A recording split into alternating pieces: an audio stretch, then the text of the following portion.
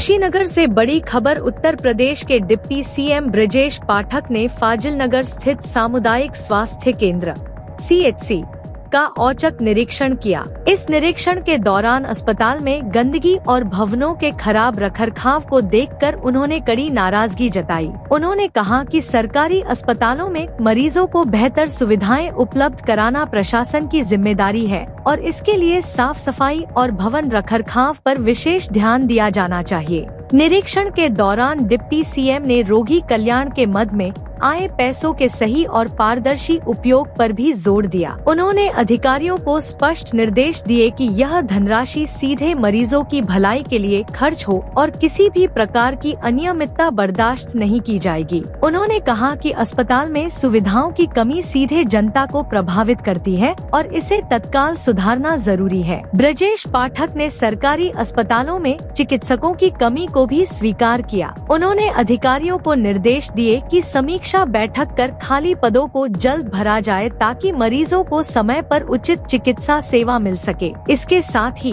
उन्होंने जनपद में अवैध रूप से संचालित अस्पतालों की सूची मांगी और अधिकारियों को भरोसा दिलाया कि नियमों का उल्लंघन करने वालों के खिलाफ सख्त कार्रवाई की जाएगी।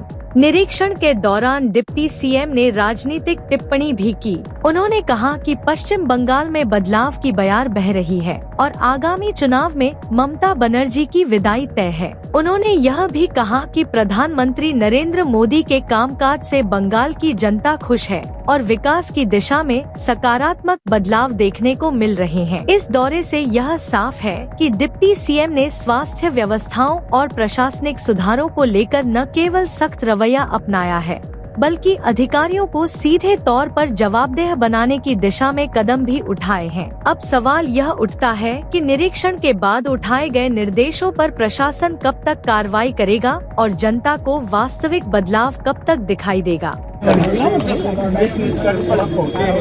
कि मरीजों को इलाज तो अच्छा मिलता है लेकिन भवन का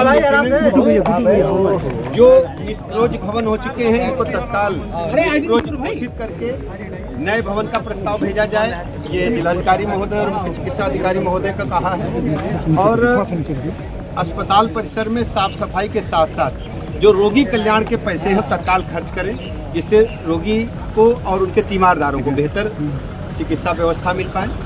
और डेंटल चेयर यहाँ खराब मिली है उसको तत्काल बदलने के लिए जनपद में देखिए आप सब जानते हैं कि हमारी सरकार करके आज MBBS की सीटें 2.5-3 गुनी हो चुकी है। MSMD की बड़ी है, संख्या धीरे धीरे पूरी होगी लेकिन हमने इसके लिए अलग से उपाय भी किए। हम मैक्सिमम सरकारी सेवाओं में चिकित्सकों को विशेषज्ञ चिकित्सकों को लेने के लिए उत्तर प्रदेश राज्य देश में पहला राज्य है जो 5 लाख रुपए तक की रिवर्स बिडिंग का उनको हम मानदेय दे रहे हैं और ऑफर के साथ साथ उनको तैनाती भी दे रहे हैं। अभी शीघ्र ही हम कुशीनगर जनपद में जो चिकित्सकों की कमी है इसके बारे में समीक्षा बैठक करके यदि कुशीनगर जनपद का कोई चिकित्सक आपका भी कोई जानने वाला हो यहाँ आना चाहे तो हम उसको सहर्ष तैनात यहाँ करेंगे और अपनी तरफ से भी हम देखेंगे जो चिकित्सकों की कमी है कहीं से कोई आना चाहता है या आवश्यकता है तो उसको हम ट्रांसफ़र करेंगे।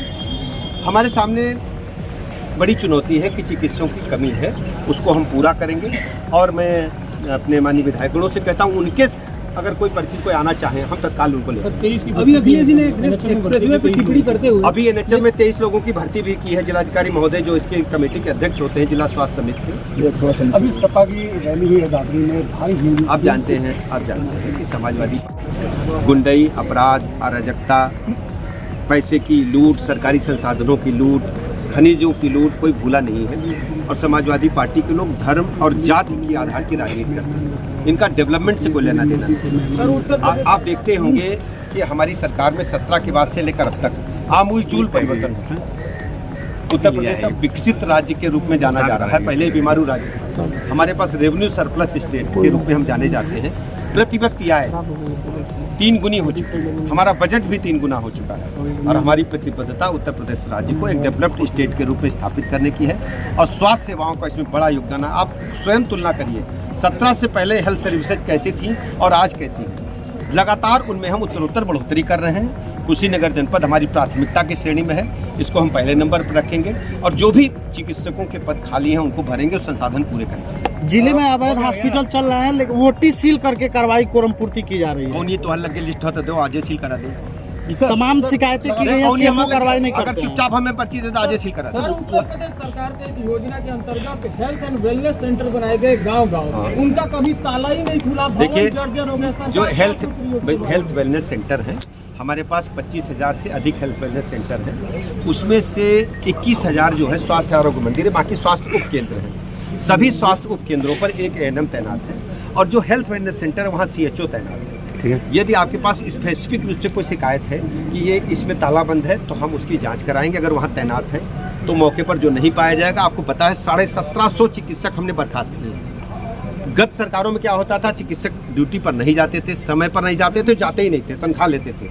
ऐसे लोगों को हमने उनकी सेवा से पृथक किया है, नई तैनाती कर रहे हैं। यदि आपके पास स्पेसिफिक कोई शिकायत हो कि इस अस्पताल में ताला बंद है, वहाँ पर डॉक्टर तैनात है, तो हम उनको नौकरी से पृथक करके नई तैनाती करेंगे। जेवर इंटरनेशनल एयरपोर्ट का उद्घाटन हुआ है, कुशीनगर भी इंटरनेशनल एयरपोर्ट है, लगातार ऐड में कुशीनगर इंटरनेशनल एयरपोर्ट दिखाया जाता है, लेकिन अभी इसकी शुरुआत नहीं हो पाई। कुशीनगर में जो सेवा प्रदाता एजेंसियां हैं, जैसे इंडिगो और एयर इंडिया या अन्य जो हवाई जहाज की एजेंसियां हैं, उनसे हम लोग बात किए हैं। माननीय विधायकगणों ने, माननीय सांसद जी ने भी बात किया है और तत्काल यहाँ पर सेवा शुरू की जाए, ये हम लोग चाहते हैं और मुझे लगता है कि आने वाले दिनों में शीघ्र यहाँ पर सेवा शुरू। लास्ट सवाल, बंगाल चुनाव को लेकर क्या कहना है? क्या लगता है कि भारतीय जनता पार्टी जीत रही है, एकदम जीतत बा, कोई दिक्कत नहीं है।